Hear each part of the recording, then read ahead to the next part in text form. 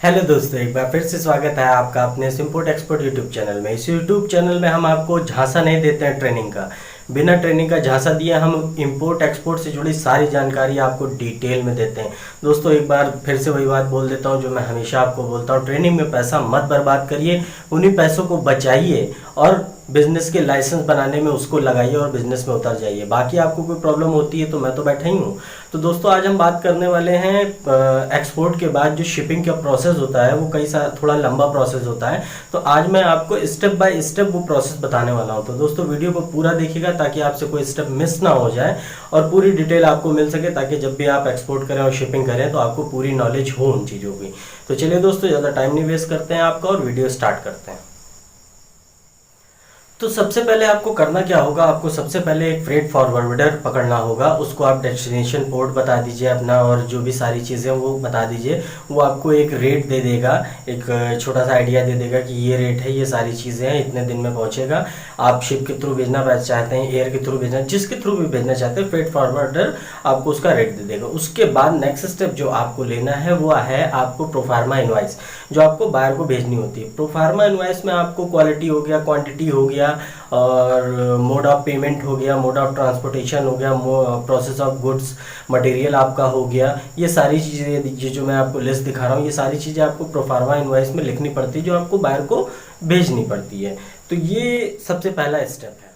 Proforma invoice आपने भेज दी, सारी चीज़ें उसमें क्लियर हो गई। अब आपको ऑर्डर मिल गया है, आपका ऑर्डर कंफर्मेशन हो गया है। अब आपको कमर्शियल इनवॉइस भेजनी होगी, जिसमें आपकी कुछ चीज़ें मेंशन होती हैं, जैसे क्वांटिटी हो गया, क्वालिटी हो गया, क्वांटिटी हो गया और जो यूनिट होती है वो हो गया, यूएसडी वैल्यू हो गई। और इसके साथ में आजकल बायर एक चीज़ की और डिमांड करता है, इसी समय आपसे शायद वो ओरिजिन सर्टिफिकेट भी मांग सकता है। ओरिजिन सर्टिफिकेट की उसको बहुत ज़रूरत होती है, क्योंकि अलग अलग कंट्री में, जैसे मान लीजिए आप दुबई में अगर एक्सपोर्ट कर रहे हैं और आपका जो भी गुड्स है, तो अगर दुबई से हमारे ट्रेड रिलेशन ठीक हैं तो वहाँ पे जब हम करते हैं तो इम्पोर्ट ड्यूटी इसी ओरिजिन के हिसाब से ही वहाँ पे डिसाइड होती है, क्योंकि उनको क्या पता ये माल कहाँ से आ रहा है। कुछ लोग होते हैं कि चाइना का माल खरीदते हैं, यहाँ से फिर वहाँ भेज देते हैं, तो क्योंकि यहाँ से वहाँ की इम्पोर्ट ड्यूटी कम है। इसको आप ऐसे समझ सकते हैं कि अगर हम चाइना से कोई सामान मंगाते हैं तो हमको कम से कम 28% के आसपास इम्पोर्ट ड्यूटी लग जाती है। अगर वही चीज़ हम श्रीलंका से मंगाएं तो उस पर इम्पोर्ट ड्यूटी कम देनी पड़ती है। तो इस चीज़ के लिए वहाँ के कस्टम वालों को ओरिजिन सर्टिफिकेट की भी ज़रूरत पड़ सकती है। ओरिजिन सर्टिफिकेट का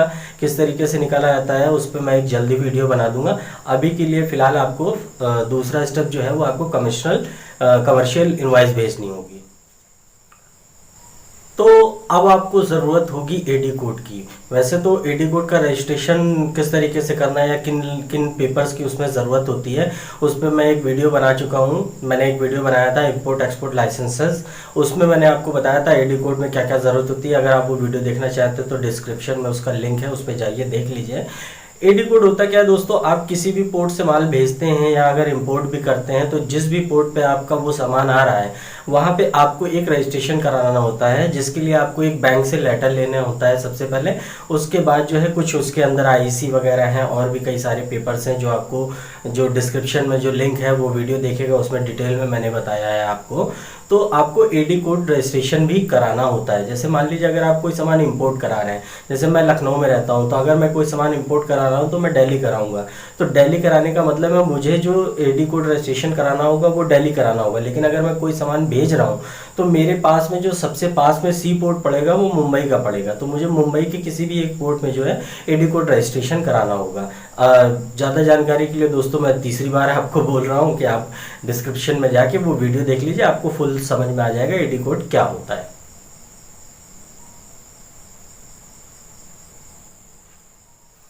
दोस्तों, शायद आपको ना पता हो लेकिन आज मैं बता दूं, जो भी आपका गुड्स होता है उसके हिसाब से उसके शिपिंग इंस्ट्रक्शन भी होते हैं। जैसे मान लीजिए आपका प्रोडक्ट फ्लेमेबल है या टॉक्सिक है या बायो हजार्ड प्रोडक्ट है, किसी भी तरीके का प्रोडक्ट है, तो उसके हिसाब से उसके जो है शिपिंग इंस्ट्रक्शंस भी होते हैं। जैसे हजमत हो गया, आयटा हो गया, या आपका सोलैस हो गया, या आपका फियाटा हो गया, और भी कई तरीके के होते हैं।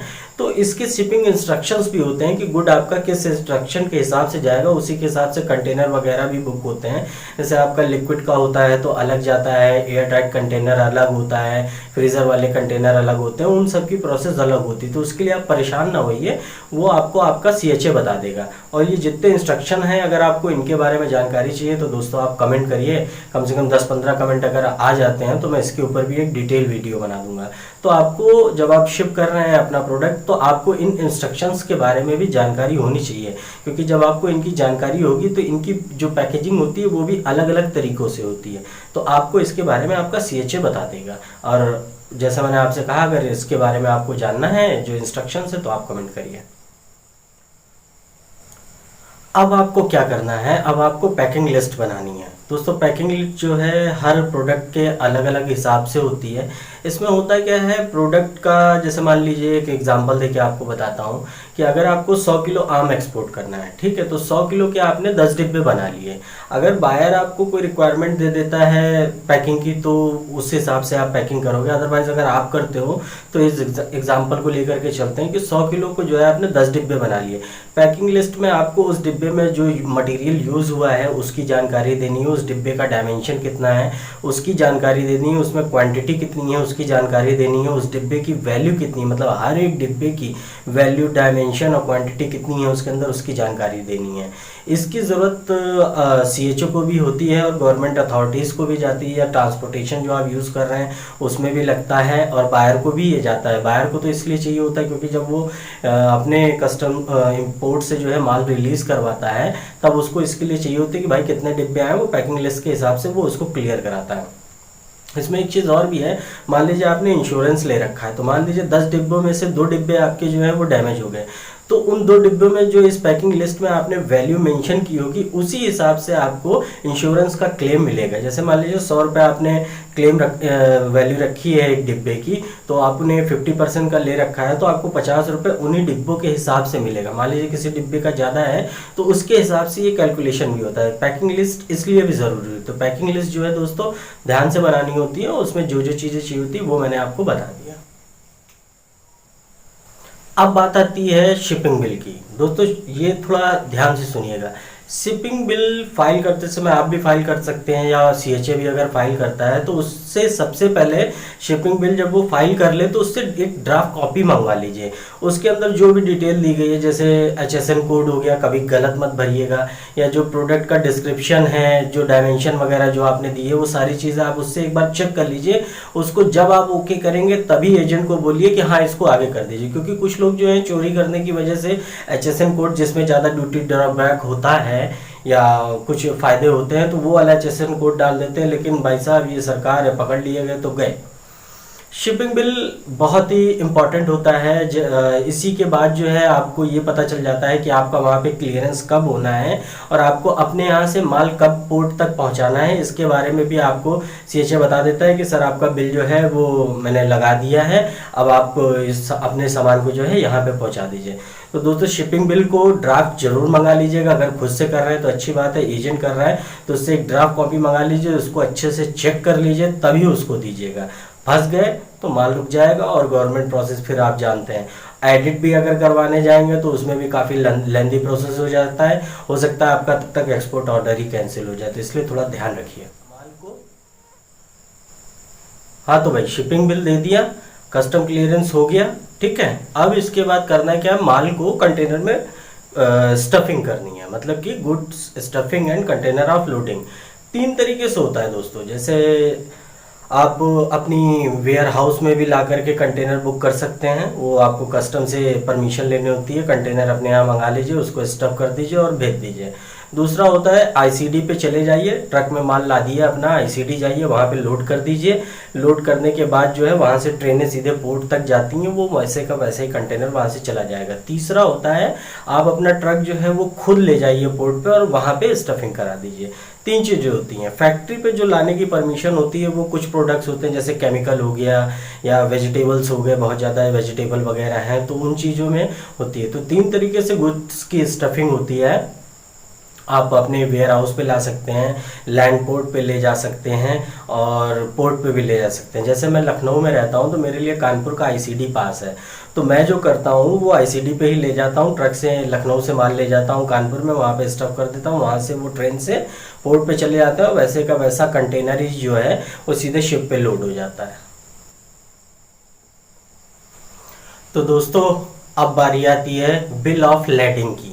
ये है आपका एंड प्रोसेस, एंड नहीं है बल्कि सब लोग एंड कहते हैं, लेकिन ये सेकंड लास्ट है। इसके बाद भी एक है जो आपको कोई बताता नहीं है। तो पहले बीओएल की बात कर लेते हैं। बिल ऑफ लेडिंग, आपने गुड्स स्टफ कर दिए, अब आपको शिपिंग लाइन जो है वो बीओएल दे देगी। बीओएल पे ही आपका पेमेंट मेथड वगैरह डिसाइड होता है, कई तरीके से भी चीज़ें हो सकती हैं। एलसी में आपने क्या मेंशन किया है, अमूमन तो जो है बिल ऑफ लेडिंग के साथ में इनवाइस है, पैकिंग लिस्ट वगैरह है, और सारी चीज़ें जो है आपको एक हार्ड कॉपी जो है बायर को कुरियर के थ्रू भेजनी है। इसी बिल ऑफ लेडिंग की वजह से ही वो वहाँ पे माल क्लियर कर सकता है। ये मान लीजिए कि ये जिसके पास होगा वही मालिक है कंटेनर का। इस पे कंटेनर नंबर वगैरह, क्वांटिटी वगैरह और जो पैकिंग लिस्ट में बॉक्सेस आपको बताए तो वो सारी चीज़ें इसमें मेंशन होती है। अब वो डिपेंड करता है कि बायर से आपकी डील क्या हुई है। इसका एक और भी प्रोसेस होता है कि आप अपनी ही पोर्ट पे जाकर के बिल ऑफ लेडिंग को सरेंडर कर दीजिए और वहाँ पे माल वो छुड़ा सकता है। ये भी एक प्रोसेस होता है। बिल ऑफ लेडिंग भी कई तरीके के होते हैं, उसके बारे में मैं कभी आपको और बताऊंगा, लेकिन अब आपको बिल ऑफ लेडिंग मिल जाता है। तो इसके बारे में भी आपको अच्छी तरीके से मैंने आज शायद जानकारी दे दी है। लेकिन दोस्तों अब मैं आपको जो लास्ट वाला प्रोसेस बताने वाला हूँ वो आपको कभी कोई नहीं बताएगा। दोस्तों आखिरी जो स्टेप है वो है एक्सपोर्ट जनरल मैनिफेस्ट। कई लोगों को पता नहीं होगा, लेकिन आज मैं बता देता हूँ। ये आप अपने एजेंट से जरूर मांगिएगा। ये होता क्या है कि इसमें जो है वो सारी डिटेल होती है कि शिप निकल चुका है, ये ऑलरेडी डॉक पर या शिप पर जो निकल चुका है, वहाँ की जो कंसर्न टीम होती है वो आपको प्रोवाइड करती है एजेंट के थ्रू। इसमें डिटेल क्या होती है, ये 7 दिन के अंदर मिलता है।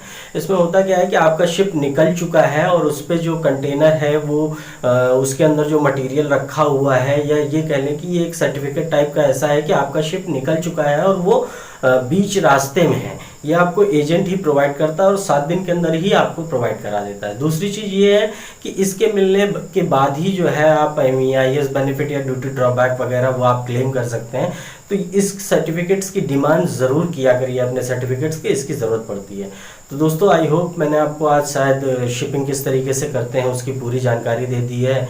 इसी प्रोसेस का लोग आपसे 15-20 हज़ार रुपये ले लेते हैं, जो मैंने आपको फ्री में दे दिया है। आई होप मैंने आपको डिटेल शायद डिटेल में दी हो, डिटेल जो है वो पूरी विस्तार से बताई हो, और लोग उसके 15-20 हज़ार लेते हैं तो मुझे क्या मिलना चाहिए आपको पता है ना। हाँ आप सही सोच रहे हैं, वही करना है आपको। शेयर कर दीजिए और सब्सक्राइब कर दीजिए। तो चलिए दोस्तों आज का वीडियो एंड करते हैं। धन्यवाद।